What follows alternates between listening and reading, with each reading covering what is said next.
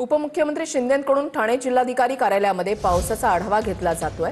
मुंबई, ठाणे, पालघर आणि रायगड जिल्ह्यांना पावसाचा रेड अलर्ट देण्यात आलेला आहे। या पार्श्वभूमीवर मुंबई उपनगर, ठाणे, पालघर आणि रायगडमधील अधिकाऱ्यांसोबत व्हीसीद्वारे त्यांची बैठक सुरू आहे। शाळा महाविद्यालयांबाबत उद्या सुट्टी जाहीर करायची की नाही याबाबतही चर्चा केली जाते। ही थेट दृश्य सध्याची आपण पाहताय। उपमुख्यमंत्री शिंदेंकडून ठाणे जिल्हाधिकारी कार्यालयामध्ये पावसाबाबतचा आढावा जो आहे तो घेतला जातोय। मुंबई, ठाणे, पालघर आणि रायगड जिल्ह्यांना पावसाचा रेड अलर्ट देण्यात आलेला आहे। त्याच्यामुळे उद्या शाळांबाबत काय निर्णय घ्यायचा या संदर्भात सुद्धा निर्णय घेतला जाईल।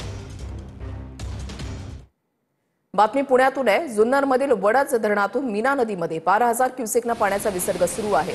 त्यामुळे नारायणगाव परिसरातील पूल पाण्याखाली गेलाय आणि वाहतूक ठप्प झाली आहे। तर प्रशासनाकडून नदीकाठच्या गावांना सतर्कतेचा इशारा देण्यात आला आहे। पुण्याच्या नारायणगाव परिसरामधील पूल हा पूर्णपणे पाण्याखाली गेलेला आहे। त्याच्यामुळे वाहतूक ही ठप्प झालेली आहे। मंदिरं जी आहेत ती सुद्धा अर्ध्यापेक्षा जास्त पाण्याखाली गेलेली आहेत। नदीचा प्रवाह वाढलेला आहे। मुसळधार पाऊस कोसळतोय आणि त्याच्यामुळे नदी नाल्यांना पूर आल्याचं पाहायला मिळतंय आणि त्याच्यामुळे परिसरामधील पूल हा पाण्याखाली गेलाय।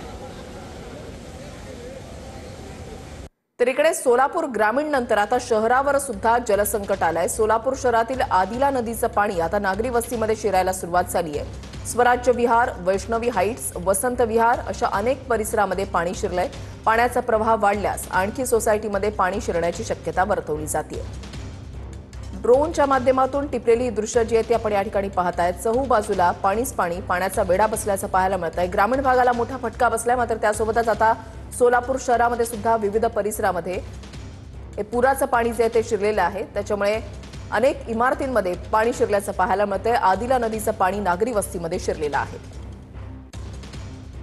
इकडे नाशकात गोदावरी नदीमध्ये कंटेनर वाहून गेलेला आहे। आरतीसाठी लागणारं साहित्य ठेवण्यासाठीचा कंटेनर हा वाहून गेलाय। गोदावरी नदीला पूर आल्यानं नदीनं रौद्ररूप धारण केलेलं आहे। मोठाच्या मोठा हा ट्रक जो आहे तो या गोदावरी नदीच्या या पुरामध्ये अक्षरशः वाहून गेलेला आहे। त्या ट्रकचा वरचा भागच फक्त दिसतोय। हा ट्रक पूर्णपणे पाण्याखाली आहे आणि वाहून जातानाची दृश्य कॅमेऱ्यामध्ये कैद झालेली आहेत। नाशिकमध्ये गोदावरी नदीमध्ये कंटेनर वाहून गेलेला आहे।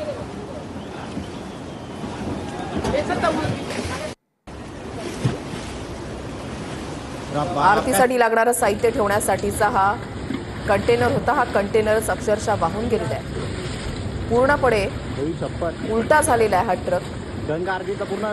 नाशिकमधल्या गोदावरी नदी पात्रामधली दृश्य आपण पाहताय। कंटेनर अक्षरशः या पाण्याच्या प्रवाहासोबत वाहून गेलेला आहे।